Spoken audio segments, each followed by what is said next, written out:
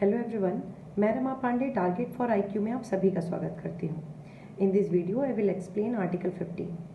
Article 14 तक इससे पहले की जो वीडियोस हैं उनमें हम लोग डिस्कस कर चुके हैं। जब आर्टिकल 14 आप लोगों को पढ़ाया गया, आर्टिकल 14 में आप लोगों ने देखा होगा कि राइट टू इक्वलिटी का जो आर्टिकल है वो आर्टिकल 14 टू 18, ये जो कॉम्बो है आर्टिकल 14 टू 18 ये बेसिकली इक्वलिटी की बात करते हैं। Article 14 deals with general equality, ये जनरल इक्वलिटी की बात करता है। On the other hand article 15 talks about specific equality, article 16 talks about specific equality and in the same manner 17 and 18। Article 14 जहां सभी व्यक्तियों को अवेलेबल है, article 14 is available to all the person, whereas article 15 is available only and only to the citizen of India। ये आपको ध्यान रखना है। आर्टिकल 15 में जो भी प्रोटेक्शन मिली हुई है, जिस तरीके की बातें की गई हैं, वो केवल और केवल यहाँ के सिटीजन्स को मिली हुई है। Article 15 deals with specific kind of equality. कैसे? जब आप आर्टिकल 15 को देखेंगे तो आर्टिकल 15 में एट प्रेजेंट 6 क्लॉजेज हैं। आर्टिकल 15 का जो फर्स्ट क्लॉज जो जनरल डिक्लेरेशन कहता है, the state shall not discriminate on the ground of religion, race, caste, sex and place of birth. There are 5 ground specifically mentioned under clause 1। इन 5 आधारों पर राज्य, clause 1 कहता है कि राज्य किसी भी तरीके का भेदभाव नहीं करेगा, डिस्क्रिमिनेशन नहीं करेगा। मीन्स कोई व्यक्ति किस रिलीजन का है, एक व्यक्ति और दूसरा व्यक्ति दूसरे रिलीजन का है, तो इन दोनों व्यक्तियों के बीच में कोई डिस्क्रिमिनेटरी ट्रीटमेंट नहीं होगा, अनफेवरेबल ट्रीटमेंट नहीं होगा कि एक रिलीजन के व्यक्ति को दूसरा ट्रीटमेंट और दूसरे रिलीजन को दूसरा, एक सेक्स के मेल को अलग ट्रीटमेंट, फीमेल को अलग ट्रीटमेंट, एक कास्ट के व्यक्ति के साथ ट्रीटमेंट अलग, दूसरे कास्ट के व्यक्ति के साथ ट्रीटमेंट अलग। सो इन 5 ग्राउंड पर डिस्क्रिमिनेशन नहीं होगा। ये 5 ग्राउंड आपको रटे होने चाहिए पीटी के लिए। ये क्लॉज 1।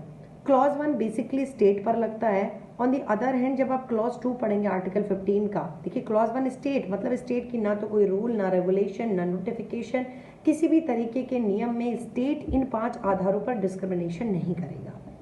दूसरा क्लॉज है वो क्लॉज स्टेट के साथ साथ वो प्राइवेट इंडिविजुअल पर भी लगता है। सेकेंड क्लॉज कहता है नाइदर द स्टेट, जो उसका मतलब है no citizen shall be subject to any liability और डिसेबिलिटी। किसी भी सिटीजन के ऊपर इन ग्राउंड पर, इन 5 ग्राउंड के बेसिस पर कोई लायबिलिटी या वो किसी भी डिसेबिलिटी नहीं हो सकती। इन 5 ग्राउंड के आधार पर वो क्या क्या है कि कोई स्टेट के साथ साथ जो हमारे यहाँ के जो प्राइवेट इंडिविजुअल हैं, हम आप भी किसी भी सिटीजन के साथ में डिस्क्रिमिनेशन नहीं कर सकते। किन किन चीज़ों पर? आर्टिकल 15 के क्लॉज 2 के सब क्लॉज 1 एंड 2 होंगे, जिसमें कि लिखा हुआ है कि जो जनरल इस्तेमाल की चीज़ें हैं, जनरल एक्सेस के प्लेसेस हैं, लाइक बेदिंग घाट्स हो गए, टैंक्स हो गए, जहाँ पर जो यूज़ की चीज़ें हो गई, पब्लिक एक्सेस की जो चीज़ें हो गई, रेस्टोरेंट हो गए, सिनेमाज हो गए,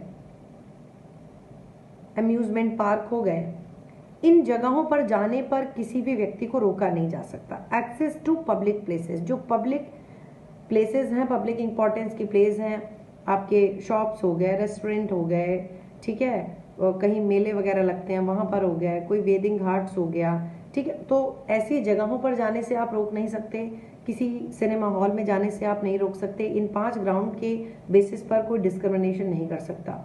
दूसरा है, पहला तो कि आप इनको रोकेंगे नहीं, दूसरा आप उन जगहों पर जाने से नहीं रोकेंगे। पहली चीज़ तो इन 5 ग्राउंड के बेसिस पर डिस्क्रिमिनेशन नहीं होगा कि अरे इस शॉप पर नहीं जा सकते, आप उस कास्ट को बिलोंग करते हैं, उस रिलीजन को बिलोंग करते हैं, उस सेक्स के हैं या प्लेस ऑफ बर्थ वहाँ के रहने वाले हैं, तो आपका साथ डिस्क्रिमिनेशन होगा, नहीं कर सकते। कोई सिटीजन भी नहीं कर सकता, यहाँ का कोई इंडिविजुअल भी नहीं कर सकता स्टेट के साथ। इन द सेम मैनर किसी भी सिटीजन के साथ डिस्क्रिमिनेशन 5 ग्राउंड पे नहीं हो सकता। एक्सेस, सेकंड जो चीज़ है वो है एक्सेस की। जो पब्लिक प्लेस हैं, जो आवश्यकताओं की चीज़ें हैं उनकी, लाइक अगर किसी कुएं से पानी भरना है, कहीं पानी की व्यवस्था है वहाँ पानी पीने से नहीं रोका जा सकता, राशन लेने से नहीं रोका जा सकता, वेदिंग घाट्स में जाने से नहीं रोका जा सकता, ठीक, तो गंगा में स्नान करने से नहीं रोका जा सकता। अगर ऐसी चीज़ों पर कोई रोकता है religion, race, caste, sex, place of birth के बेसिस पे, तो वो डेफिनेटली आर्टिकल 15 का वोलेशन होगा।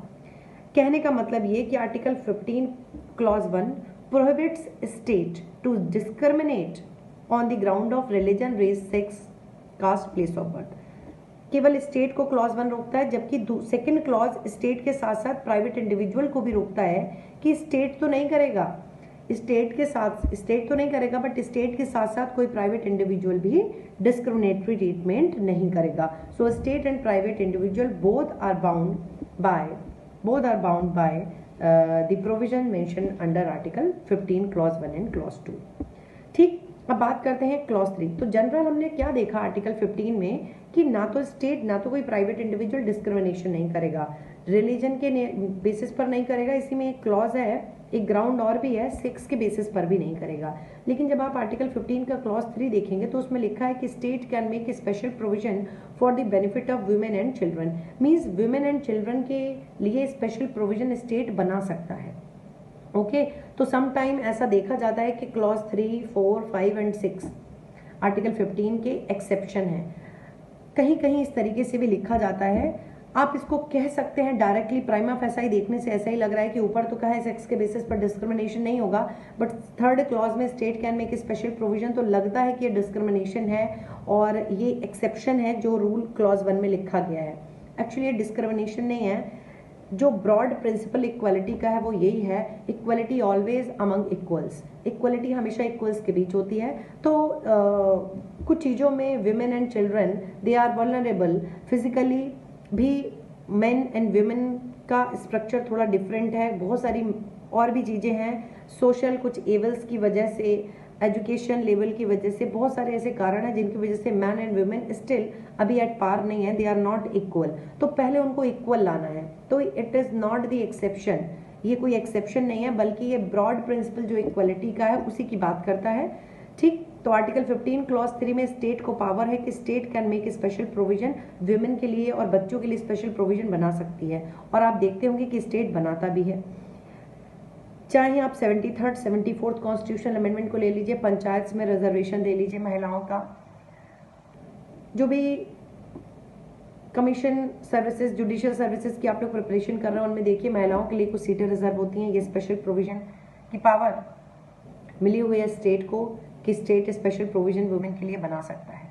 मेट्रो वगैरह में अलग से कोच होना, रेलवे स्टेशन पर जाना तो उनकी अलग से लाइन होना, जहाँ भी कुछ आप वुमेन के लिए जो स्पेशल प्रोविजंस देखते हैं वो आर्टिकल 15 स्टेट को ऑथराइज करता है, एम्पावर करता है, इनेबल करता है कि state can make special provision for the women and children. 73rd 74th constitutional amendment, election में रिजर्वेशन देना, पॉलिटिकली उनको एम्पावर करना, डिफरेंट फील्ड्स में उनको रिजर्वेशन देना, उनको उनका एम्पावरमेंट करना, उनको इक्वल लेकर आना। हिंदू सक्सेशन एक्ट में सेक्शन 14 में अमेंडमेंट करना और उनकी प्रॉपर्टी को एब्सोल्यूट प्रॉपर्टी बना देना। महिलाओं को भी, बच्चियों को बाय बर्थ डॉटर को भी कोपार्टनर डिक्लेयर करना। तो ये सारे स्पेशल प्रोविजन वुमेन के लिए और वुमेन के प्रोटेक्शन के लिए स्टेट जैसे जैसे चाहेगी वो और करती जाएगी। 125 का ही इंटरप्रिटेशन, तो बहुत सारे रूल्स रेगुलेशन हैं जो स्टेट और बना सकती है, वो आर्टिकल 15 के क्लॉज 3 में स्टेट को एम्पावर किया गया है। Next article 15 clause 4। Article 15 clause 4 was not there in the original constitution. जब आर्टिकल 15 था तो क्लॉज 4 उसमें नहीं था। Clause 4 was added by the first constitutional amendment act in the year of 1951।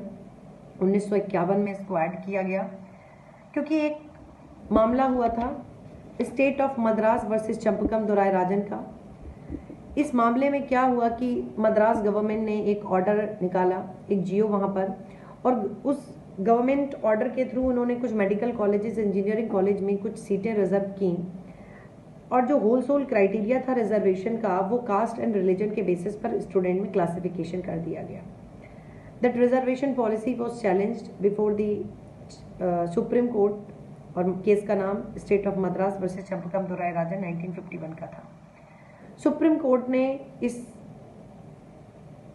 जब इसको चैलेंज किया गया, जब सुप्रीम कोर्ट ने प्रश्न किया तो स्टेट गवर्नमेंट ने कहा कि ये जो हमने रिजर्वेशन दिया है कुछ बच्चों को, भले से ये कास्ट के बेसिस पर है, बट इसका ultimate object director principal of state policy को इम्प्लीमेंट करना है।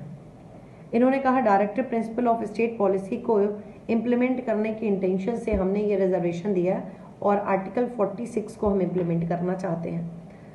सुप्रीम कोर्ट ने क्लियरली इसमें कहा कि directive principle of state policies are not directly enforceable in the court whereas fundamental rights are directly enforceable in the court. So directive principle of state policy cannot prevail over the fundamental right and it is in the violation of article 15। article 15 में ये allowed नहीं है कि आप इस तरीके का reservation दें। चंपकम दोराई राजन के इस जजमेंट को नलिफाई करने के लिए पार्लियामेंट ने फर्स्ट कॉन्स्टिट्यूशनल अमेंडमेंट लाया और फर्स्ट कॉन्स्टिट्यूशनल अमेंडमेंट ला के क्लॉज 4 ऐड कर दिया आर्टिकल 15 में।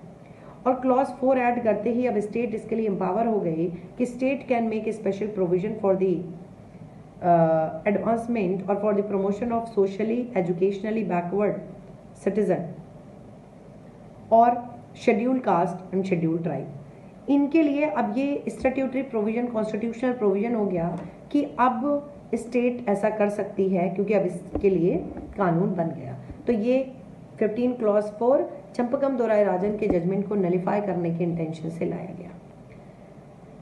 15 क्लॉज 3 में स्पेशल प्रोविजन बनाया जा सकता है विमेन के लिए एंड चिल्ड्रन के लिए। क्लॉज 4 में स्पेशल प्रोविजन स्टेट चाहे तो बना सकते हैं socially educationally backward class of citizen and scheduled caste and scheduled tribe. But ध्यान रखिएगा 15 clause 4 it's only an enabling provision. राज्य चाहेगा, स्टेट चाहेगा तभी ये प्रोविजन बना सकते हैं। कोई भी सिटीजन इसकी डिमांड नहीं कर सकता कि हमारे लिए स्पेशल प्रोविजन बनाया जाए। अगर स्टेट को लगता है कि ये particular class of citizen socially या एजुकेशनली बैकवर्ड है इस स्टेट में या शेड्यूल्ड कास्ट या शेड्यूल्ड ट्राइब की कैटेगरी में आता है तो चाहे तो उनको रिजर्वेशन दिया जा सकता है। ये ध्यान रखिएगा आर्टिकल 15 में जो रिजर्वेशन की बात की जा रही है या एजुकेशनल इंस्टीट्यूशन में हायर एजुकेशन में रिजर्वेशन की बात की जाती है। जब एम्प्लॉयमेंट में रिजर्वेशन की बात होती है तो वो आर्टिकल 16 में आता है। ठीक है, तो आर्टिकल 15 का क्लॉज 4 भी हमने देख लिया। अब बात आती है article 15 clause 5। Actually, Article 15 Clause 5 was inserted by the 93rd Constitutional Amendment Act 2005। ये क्यों लाया गया? देखिए ये सब लाए गए सुप्रीम कोर्ट के किसी न किसी जजमेंट को नलिफाई करने के लिए। पीए इनामदार का मैटर हो, टीएमए पाई फाउंडेशन का मैटर हो, इन मामलों में साफ साफ कह दिया गया था कि स्टेट गवर्नमेंट किसी भी तरीके से प्राइवेट एजुकेशनल इंस्टीट्यूशंस को फोर्स नहीं कर सकती रिजर्वेशन देने के लिए कि वो एडमिशन के टाइम जो सीट्स हैं वो रिजर्व करें कुछ पर्टिकुलर क्लास के लिए। इस जजमेंट को नलिफाई करने के लिए 93rd कॉन्स्टिट्यूशनल अमेंडमेंट लाया गया और 15 में क्लॉज 5 ऐड कर दिया गया। और जब 15 में क्लॉज 5 ऐड कर दिया गया, आई एक्सपेक्ट कि आप लोग सब BRR लेके ही बैठते हैं, तो आप लोग के पास अगर आर्टिकल 15 क्लॉज 5 है तो आप देखिए 15 क्लॉज 5 में क्लियरली लिखा है कि state can make a special provision और रिजर्वेशन रिजर्व कर सकती है स्टेट चाहे तो स्टेट में रिजर्व सम सीट, ठीक, at the time of admission. कहाँ पर? एजुकेशनल इंस्टीट्यूट्स में, including the higher educational institutes.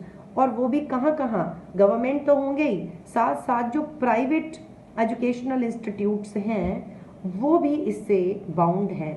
Means अब आर्टिकल 15 क्लॉज 5 ऐड होने के बाद सिचुएशन ये है कि जो एजुकेशनल इंस्टीट्यूट्स हैं उनमें सम सीट्स में be reserve for socially educationally backward class of the citizen, scheduled caste and scheduled tribe, including the private educational institutes. ये आपका आर्टिकल 15 क्लॉज 5 के बाद की सिचुएशन ये है। 93rd कॉन्स्टिट्यूशनल अमेंडमेंट को चैलेंज किया गया था Ashok Kumar Thakur versus union of India के मैटर में 2008 में, और इसमें सुप्रीम कोर्ट ने 93rd कॉन्स्टिट्यूशनल अमेंडमेंट की जो कॉन्स्टिट्यूशनल वैलिडिटी थी इसको अपहेल्ड किया और कहा it's not only the duty of the state to provide reservation and reservation is only a tool, है ना, and it's only a method to enhance और टू ऑब्टेन, हम कह सकते हैं कि टू ऑब्टेन दी इक्वालिटी, हमें इक्वालिटी लाने के लिए केवल स्टेट की रिस्पॉन्सिबिलिटी नहीं है कि वो डिस्क्रिमिनेशन को ख़त्म करे, लोगों का वेल बीइंग इंश्योर करने के लिए, उनका वेलफेयर के लिए, जो सोशली एजुकेशनली बैकवर्ड हैं उनको एजुकेशन प्रोवाइड करना, it's not only the duty of the state, rather it's also the duty of the private educational institutes, और उनको भी इसमें हिस्सा लेना चाहिए। तो 93rd कॉन्स्टिट्यूशनल अमेंडमेंट भी कॉन्स्टिट्यूशनली वैलिड डिक्लेयर कर दिया गया। इसके बाद रिसेंटली 2019 में 103rd कॉन्स्टिट्यूशनल अमेंडमेंट करके आर्टिकल 15 में क्लॉज ऐड कर दिया, आर्टिकल 15 क्लॉज 6। नाउ जो इकोनॉमिक वीकर सेक्शन है इनको भी 10% सीट रिजर्व की जा सकती हैं। तो ये एक नया एक क्लास निकल के आया है 103rd कॉन्स्टिट्यूशनल अमेंडमेंट से, और 15 में क्लॉज 6 ऐड कर दिया गया, जिसमें कि जो इकोनॉमिक वीकर सेक्शन है इनको 10% सीट्स रिजर्व की गई हैं, जो कि किसी भी कैटेगरी में अभी तक नहीं आते हैं। वो ऊपर की कैटेगरी में नहीं आते हैं जो रिजर्वेशन ऑलरेडी मिला हुआ है, तो उन्हें 10% रिजर्वेशन जो टोटल सीट है उनकी दी जा सकती है। हालांकि ये मैटर अभी सुप्रीम कोर्ट में पेंडिंग है, बट स्टिल अभी इसकी कॉन्स्टिट्यूशनल वैलिडिटी, क्योंकि ये लॉ बन गया है तो अभी ये पूरी तरीके से वैलिड है जब तक कि इस पर सुप्रीम कोर्ट का कोई एडवर्स डिसीजन नहीं आता है। आई होप कि आर्टिकल 15 आप लोग को समझ में आया होगा। In the next video we will cover article 16 and 17, 18 onwards. Thank you so much.